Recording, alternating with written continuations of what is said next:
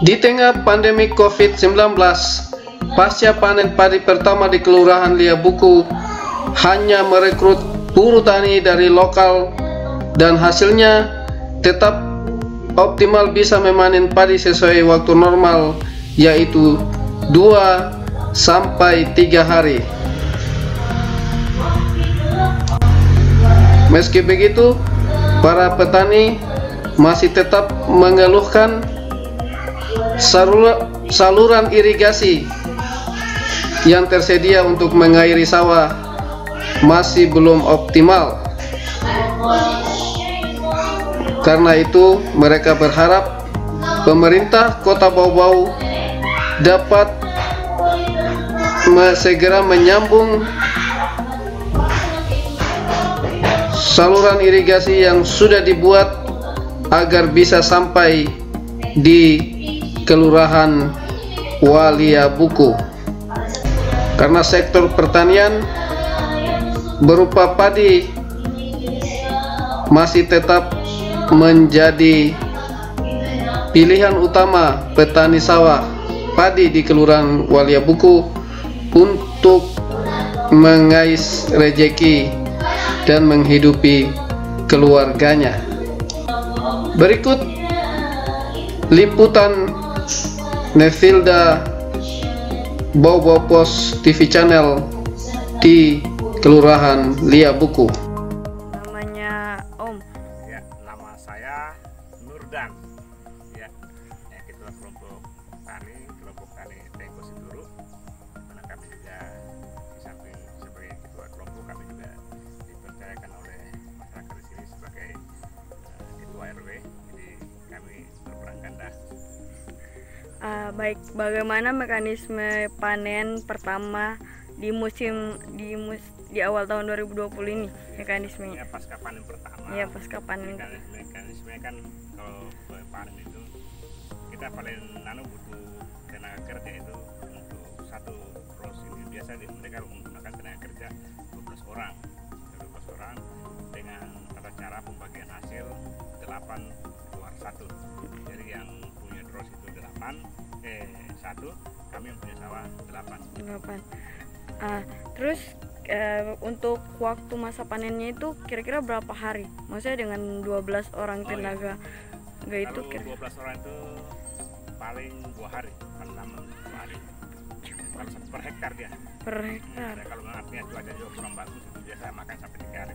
Tapi dia paling 2 hari karena hari ini dia panen, nah, sorenya dia besok paginya dia terus sambil menunggu kering embun. Karena kalau embunnya dia masih basah baru dia panen, nanti hasilnya nanti dia padinya dia tidak bagus, dia hitam karena dia basah pada waktu jadi nanti jam 9. Jadi mereka sudah terus, sementara terus selesai terus jam 9 mereka lanjutkan lagi panen. Terus kalau untuk biasanya padi di musim musim penghujan seperti ini, hasil padinya itu bagus atau bagaimana? Tergantung, artinya begini, kenapa saya bilang tergantung. Dia kalau pada waktu kita panen itu misalnya dia hujan, pas dikena hujan, itu memang nanti hasilnya kurang maksimal, apalagi kalau dia terlambat dijemur. Karena kalau padi di dros ini dia akan pada waktu di dros itu digiling itu dia mengandung air. Karena apa? Kenapa dia mengandung air? Karena batang-batang padi ini dia kayak diperas itu, jadi keluar airnya. Jadi kalau setelah dikasih di dros, dia kasih masuk di karung, terlambat dijemur, itu nanti dia mengandung air, dia hitam. Tetapi kalau pas selesai dros walaupun dia basah, tapi kalau langsung dijemur ada matahari, itu hasilnya dia bagus. Hanya kendalanya itu saja tadi. Seandainya setelah kita panen, kemudian hujan, tidak sempat kita jemur, misalnya dia makan 1 minggu di dalam karung, itu dia panas itu, hangat. Jadi pas kita kasih keluar dari karung itu kayak dipanggang kepala itu, panas, dia berasap. Lama-lama dia dia berjamur, itu hasilnya tidak bagus. Berarti Om, walaupun di masa pandemi COVID-19 seperti ini, tetap akan laksanakan panen juga kan? Tetap. Ya, artinya kenapa kita bilang tetap, karena yang panen juga orang-orang itu juga. Artinya kita sudah tahu persis. Memang yang kami ragukan karena biasanya itu ada tukang panen yang dari Kambara atau dari Raha. Itu kalau ada dari Kambara, karena di Kambara juga di Raha sana sudah termasuk zona merah. Kami tidak kami lihat bahwa ada 8, orang di luar 8 juga kan boleh kata belum ada juga kita dengar positif, jadi kami perbolehkan masuk. Tapi kalau orang luar dari bawah ini kami tidak perbolehkan masuk karena jangan sampai membawa virus. Betul. Oh ya Om, kenapa Om berinisiatif menanam bunga-bunga? Oh ya. Kalau bahasanya saya ya dulu kayak bunga-bunga tai ayam ya. Nah, ini memang kita dianjurkan karena kak saya di samping selaku ketua kelompok, saya juga selaku pengamat hama. Pengamat hama yang dimana SK-nya saya adalah SK dari provinsi, dan ini kami di BPP itu, Balai Penelitian di Kendari itu, ini namanya nih bunga tai ayam, tetapi kalau dalam sistem pertanian namanya refugia. Refugia, di mana ini refugia ini untuk menangkal hama-hama, khususnya kupu-kupu putih, ada yang coklat. Jadi nanti kalau kupu-kupu datang ini, sementara dia berbunga begini, dia tidak mengganggu padi, tetapi dia datang bertelur di sini, isap bunga, kemudian dia bertelur di bawah ini. Jadi dia tidak mengganggu lagi tanaman padi. Jadi ini fungsinya. Dan bisa kita lihat, namanya serangga-serangga di setiap bunga itu pasti banyak serangga yang datangi. Betul. Nah, dia mengisap sari-sari apanya semua. Jadi setelah dia sudah mengisap, dia simpan telurnya di bawah bunganya ini, kemudian dia tidak mengganggu padi lagi. Ini kita bisa lihat padinya, dan kita bisa lihat padi bahwa padi tidak ada, artinya dia jernih, tidak ada. Biasanya kalau tidak ada bunga begini, dia akan bertelur di bawah begini. Kemudian setelah dia bertelur 1 minggu itu ribuan dia punya ribuan dia punya ulat itu yang masuk dia.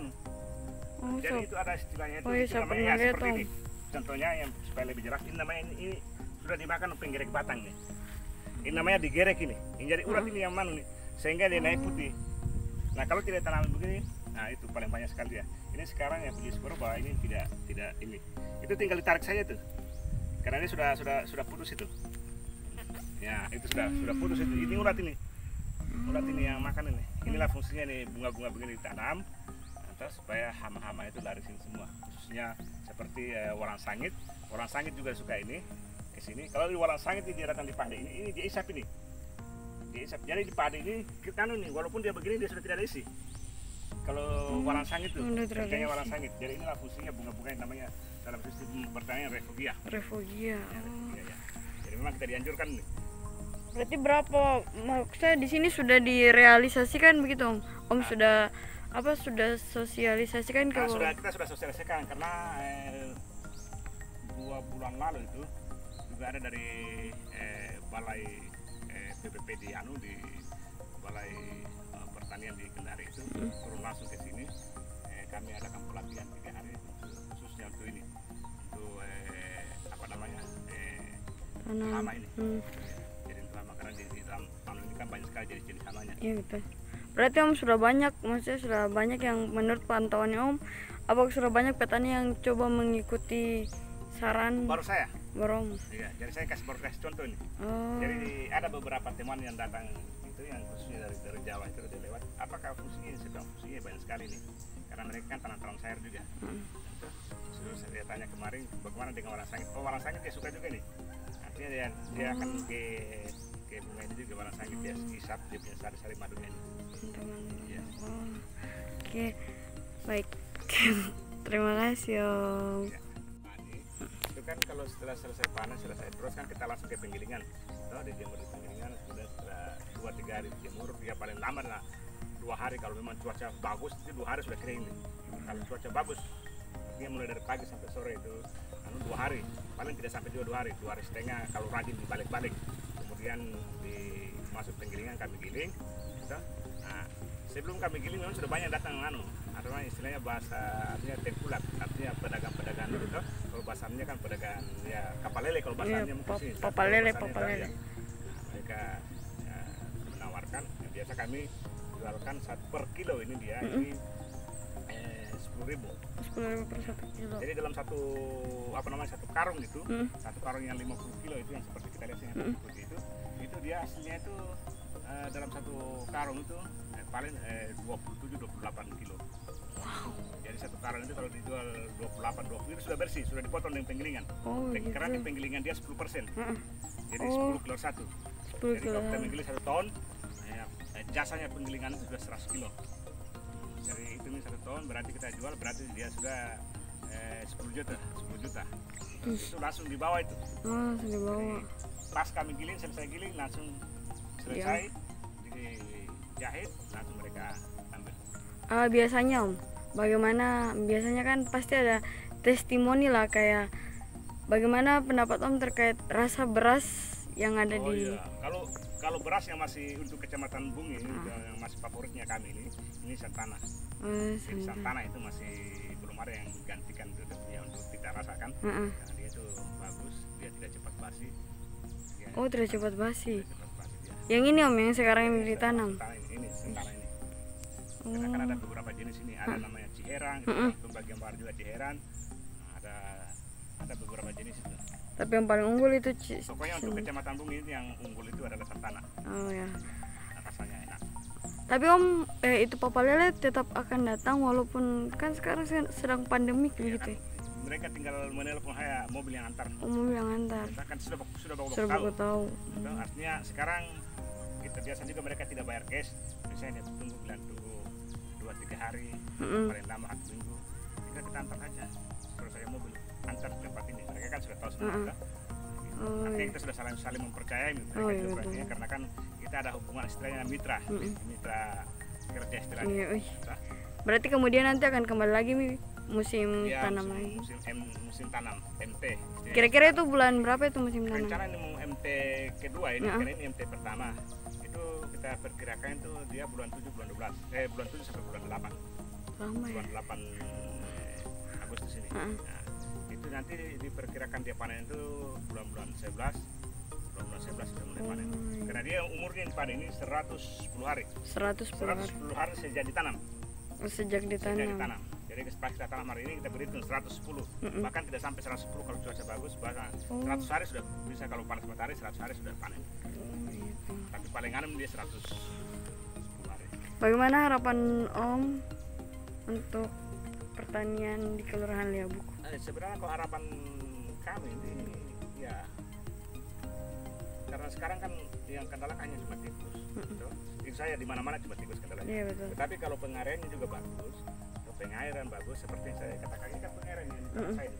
Hanya kan belum di lening itu. Iya, betul. Nah, kalau pengairannya bagus, sementara kalau memang artinya pas serangan tikus, kita masukkan air kan dia biasa kan kalau banyak air tikus juga jarang masuk. Gitu. Artinya, tapi kalau memang kekurangan air kita memang sengsara, sering mati. Nah, sekarang hari ini nah, kalau misalnya pas ada serangan hama tikus, kalau misalnya kita isikan air biasa dia tetap juga makan, tetapi tidak separah kalau dia kering. Dia akan makan. Jadi harapan kami itu ya kalau tinggal caranya yang lokasi kami yang kurang lebih dari 100 hektar ini tinggal irigasinya, istilahnya irigasi yang dibenahi. Nah, ada irigasi tersier, primer dan sekunder. Seperti ini irigasi kami kan baru sepotong, tapi kita lewat ke sana baru sampai di sana itu yang masih jauh ke sana ini. Tinggal irigasinya saja. Kalau irigasinya bagus, saya kira padi juga dia akan subur bagus. Bagaimana kita mengharapkan hasilnya bagus, sementara irigasi yang kita harapkan pengairannya tidak bagus. Namanya kita Pak? Nama saya Sukma. Sukma sebagai anggota kelompok. Ketua kelompok turun tingkus turun. Anggota tingkus turun. Anggota kelompok tingkus turun. Jadi sekarang dalam proses memanen. Jadi berapa banyak tenaga kerja yang Om siapkan untuk padi untuk ladangnya Om ini? 12 orang.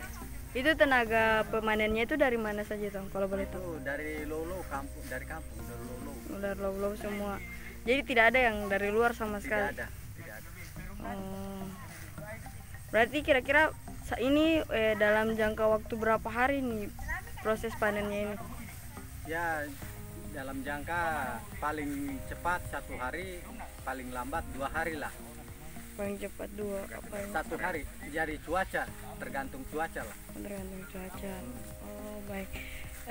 Berarti mereka tenaga pemanennya Om, kan sekarang lagi pandemi COVID-19. Jadi kira-kira bagaimana Om himbau untuk tenaga tenaga pemanennya Om ini? Kan maksudnya ada kan apa ya, kalau jaga jarak gitu. Jadi bagaimana Om himbau untuk tenaga pemanennya Om ini? Ya kalau untuk menjaga jarak Bu ya, kita bagaimana ini namanya pemanen tidak bisa menjangkau jauh.